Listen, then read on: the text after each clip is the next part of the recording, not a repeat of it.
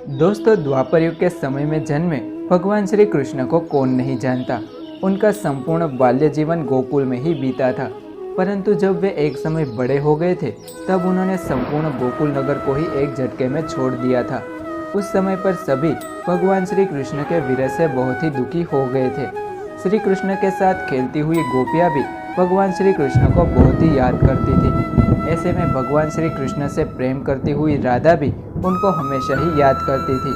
परंतु इन सभी लोगों के बीच में दो ऐसे भी व्यक्ति थे जो भगवान श्री कृष्ण को बहुत ही ज़्यादा याद करते थे, और वो थे उनके माता पिता। उस समय पर उनकी हालत कैसी हो गई थी, वो आज के वीडियो में आपको बताने वाले हैं।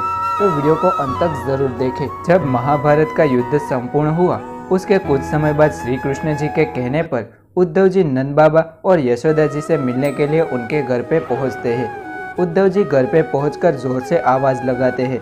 तभी घर के अंदर से एक वृद्ध व्यक्ति बाहर आता है और बाहर आकर बोलते हैं कि मैं ही नंद हूँ, बताइए आपको मुझसे क्या काम है। उसके बाद उद्धव जी ने कहा कि मैं श्री कृष्ण का मित्र उद्धव हूँ, मैं श्री कृष्ण का संदेशा लेकर यहाँ पर आपके पास आया हूँ। उसके बाद नंद जी बोले कि आप बहुत ही थके हुए लग रहे हैं, पहले आप अंदर आकर थोड़ा सा आराम करें। उसके बाद जब उद्धव जी ने रसोईया घर देखा तो उसमें हर जगह पर जाले दिख रहे थे। ऐसा लगता था कि वहाँ पर कई सालों तक कोई भी खाना नहीं बना हो। सभी वस्तुएं भी यहाँ वहाँ पर बिखरी पड़ी थी। उद्धव जी और नंद बाबा आपस में बात करते हैं। बातें करते करते नंद बाबा से कहते हैं नंद जी, आप तो बड़े ही भाग्यशाली है कि आपके घर पर श्री कृष्ण जी ने जन्म लिया है। वो जो जगत के परम पालनहार है, उनकी कृपा हम सभी पर ही कायम रहती है। आपका इतना बड़ा सौभाग्य है कि आपके घर पे स्वयं भगवान ने जन्म लिया है। उद्धव की ऐसे बात सुनकर नंद जी कहते हैं कि मैंने तो तुम्हें समझदार बालक समझा था, लेकिन तुम भी सामान्य बालक की तरह ही बातें कर रहे हो। जिसने हमें त्याग कर दिया हो, वो माता पिता कैसे भाग्यशाली हो सकते हैं। उसने हमें बाबा कहा और यशोदा को मैया कहा।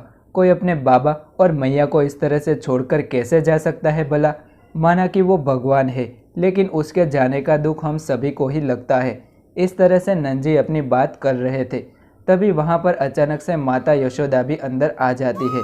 उद्धव जी को देखकर माता यशोदा को ऐसा लगता है कि मेरा कान्हा वापस आ गया है। तभी नंद जी ने कहा कि ये कान्हा का मित्र उद्धव है।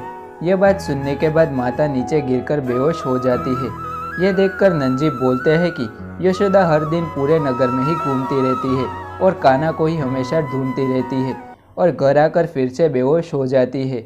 उसके बाद उद्धव जी ने नंद जी को प्रणाम किया और वहाँ से वे निकल जाते हैं। रास्ते में उद्धव जी मन ही मन बहुत ही दुखी हो गए थे। उसके बाद उद्धव जी कृष्ण जी के पास पहुँच जाते हैं। तब उनको सारी बात बताते हैं। उद्धव जी ने कहा कि आपके लिए आपके माँ और बाबा बहुत ही दुखी थे, क्या आपको उनसे वहाँ पर नहीं मिलना चाहिए। तब श्री कृष्ण ने कहा कि हे उद्धव, मुझे भी मेरे बाबा और मैया की बहुत ही चिंता है। जब मेरी मैया रोज गिरकर बेहोश हो जाती है, तब उन्हें मैं ही संभालता हूँ।